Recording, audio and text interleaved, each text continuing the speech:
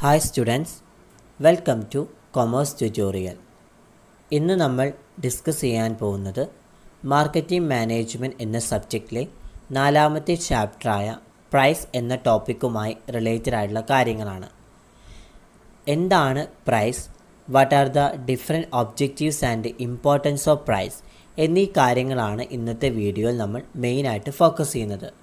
First of all, what do you mean by price?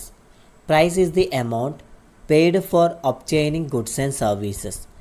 Price എന്നതുകൊണ്ട് ഉദ്ദേശിക്കുന്നത് ഗുഡ്സുകളും സർവീസുകളും ലഭിക്കുന്നതിന് വേണ്ടിയിട്ട് കസ്റ്റമേഴ്സ് പ്രൊവൈഡ് ചെയ്യുന്ന എമൗണ്ടിനെയാണ് പ്രൈസ് എന്നതുകൊണ്ട് ഉദ്ദേശിക്കുന്നത്. Price may be defined as the value of product attributes expressed in monetary terms. It is the exchange value of a product in terms of money. പ്രൈസിനെ എങ്ങനെയാണ് ഡിഫൈൻ ചെയ്തിരിക്കുന്നത്? എമൗണ്ടിൻ്റെ അടിസ്ഥാനത്തിൽ എക്സ്പ്രസ് ചെയ്യാൻ സാധിക്കുന്ന പ്രോഡക്ട്സിൻ്റെ ആട്രിബ്യൂട്ട്സുകളുടെ monetary terms ആയിട്ടാണ് പ്രൈസിനെ നമ്മൾ ഡിഫൈൻ ചെയ്തിരിക്കുന്നത്. അതുമാത്രമല്ല, പ്രൈസിനെ ഒരു പ്രോഡക്റ്റിനെ സംബന്ധിച്ചിടത്തോളം ആ പ്രോഡക്റ്റിന് എപ്പോൾ വേണമെങ്കിലും പ്രൈസിൻ്റെ അടിസ്ഥാനത്തിൽ നമുക്ക് അതിൻ്റെ വാല്യൂസ് എക്സ്ചേഞ്ച് ചെയ്യാൻ സാധിക്കുന്നതായിരിക്കും. Next, objectives of price. എന്തൊക്കെ ലക്ഷ്യങ്ങളാണ് ഒരു പ്രൈസിനുള്ളത്? ഫസ്റ്റ് വൺ ആണ് target rate of return.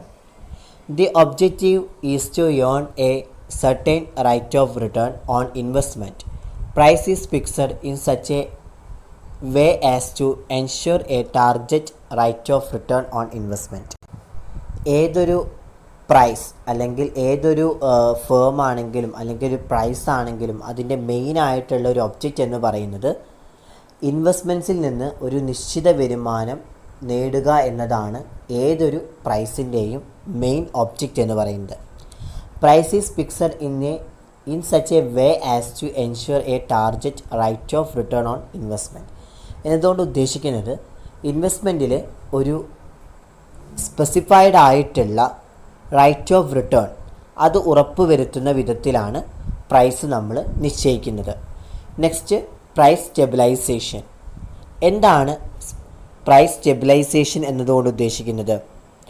Another objective is to stabilise the price of product over a long period.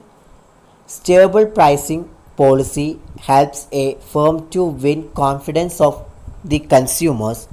So price should not be allowed to fluctuate very often.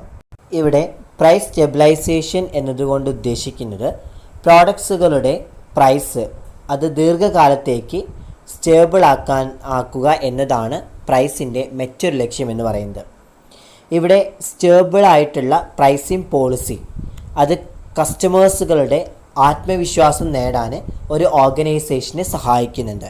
അതിനാൽ തന്നെ പ്രൈസുകൾ പലപ്പോഴും fluctuations ഉണ്ടാവാനും chance ഉണ്ട്.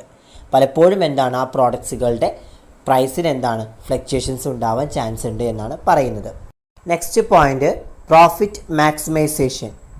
The primary aim of every business is to make maximum profits. Prices are fixed in such a way as to make maximum profit. Profit maximisation എന്നതുകൊണ്ട് ഉദ്ദേശിക്കുന്നത് ഓരോ ബിസിനസ്സിൻ്റെയും primary object അല്ലെങ്കിൽ പ്രൈമറി എയിം എന്ന് പറയുന്നത് maximum profit ഉണ്ടാക്കുക എന്നതാണ്. Maximum profit ഉണ്ടാക്കുന്ന വിധത്തിലാണ് ഒരു പ്രൈസ് നമ്മളിവിടെ ഫിക്സ് ചെയ്യുന്നത്. Next, meeting or preventing competition. Price is an effective tools to meet or prevent competition. A low pricing policy can attract the customers and discourage the competitors.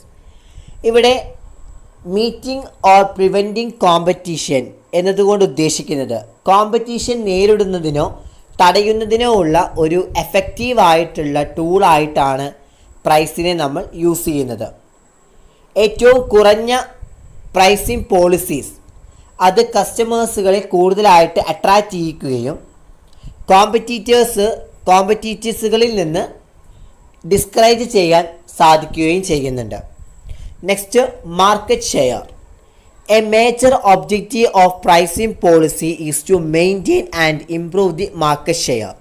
Lowering of price in comparison to competitive products may help to improve the market share. ഇവിടെ market share എന്നതുകൊണ്ട് ഉദ്ദേശിക്കുന്നത് pricing പോളിസീസിൻ്റെ main objective എന്ന് പറയുന്നത് market share നിലനിർത്തുകയും അത് മെച്ചപ്പെടുത്തുകയും ചെയ്യുക എന്നതാണ് ഒരു പ്രൈസിംഗ് പോളിസീസിൻ്റെ മെയിൻ ആയിട്ടുള്ള ഒബ്ജക്റ്റ് എന്ന് പറയുന്നത്.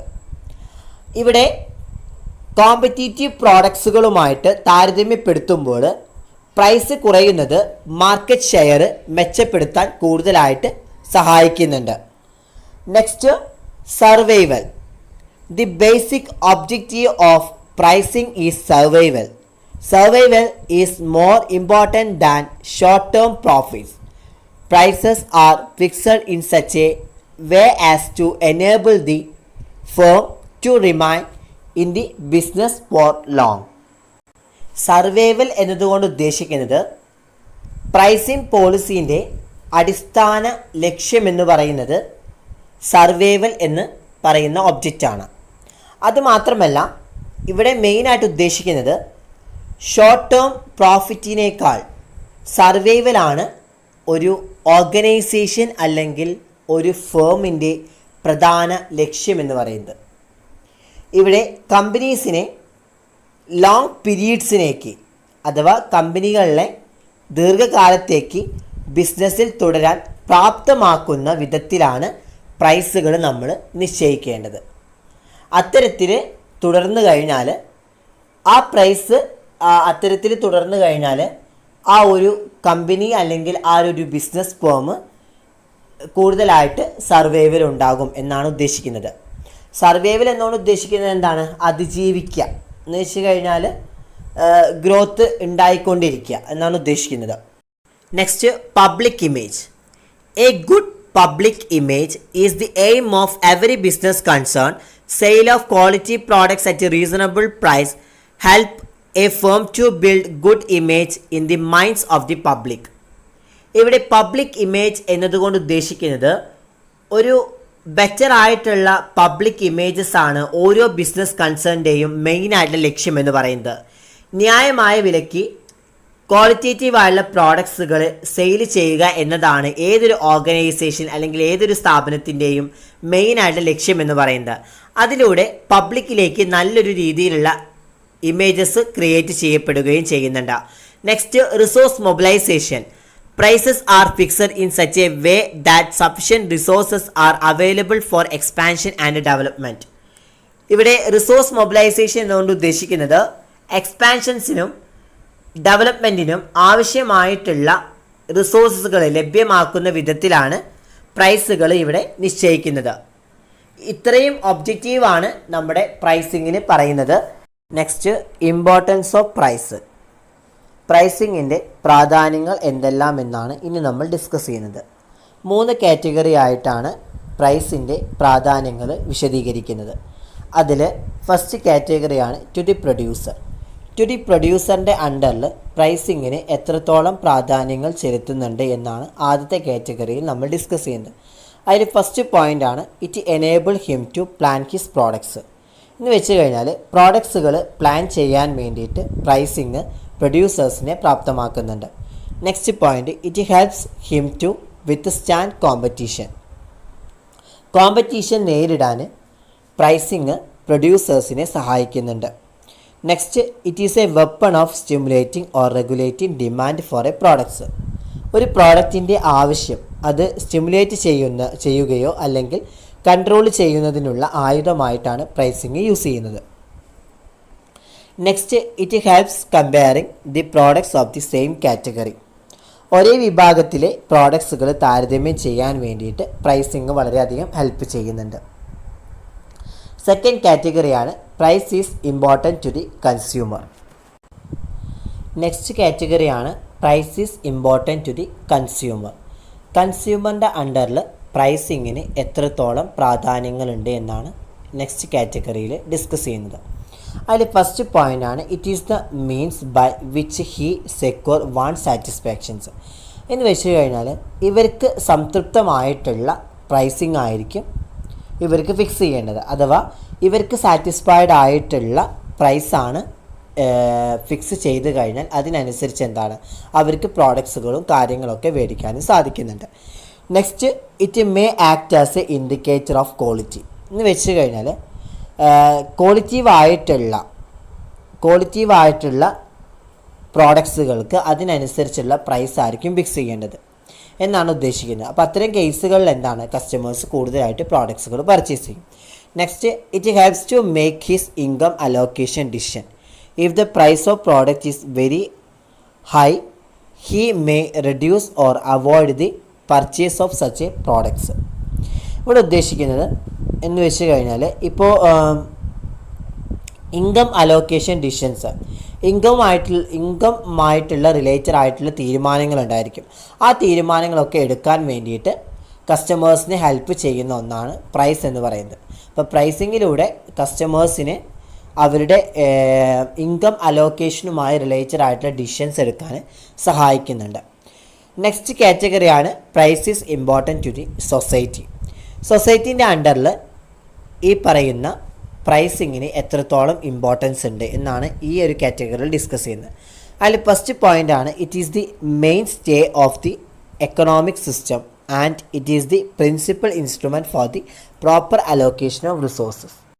സൊസൈറ്റീൻ്റെ കേസിൽ എക്കണോമിക് സിസ്റ്റത്തിൻ്റെ ഏറ്റവും ഇമ്പോർട്ടൻ്റ് ആയിട്ടുള്ളൊരു സ്റ്റേ അല്ലെങ്കിൽ ഒരു ഇമ്പോർട്ടൻ്റ് ആയിട്ടുള്ളൊരു പാർട്ടാണ് പ്രൈസിങ് എന്ന് പറയുന്നത്. It is the principal instruments four the proper allocation of resources എന്ന് വെച്ച് കഴിഞ്ഞാൽ റിസോഴ്സുകളുടെ ശരിയായ അലോക്കേഷൻസ് അതിന് വേണ്ടിയിട്ട് പ്രൈസിങ് വളരെയധികം യൂസ് ചെയ്യുന്നുണ്ട്.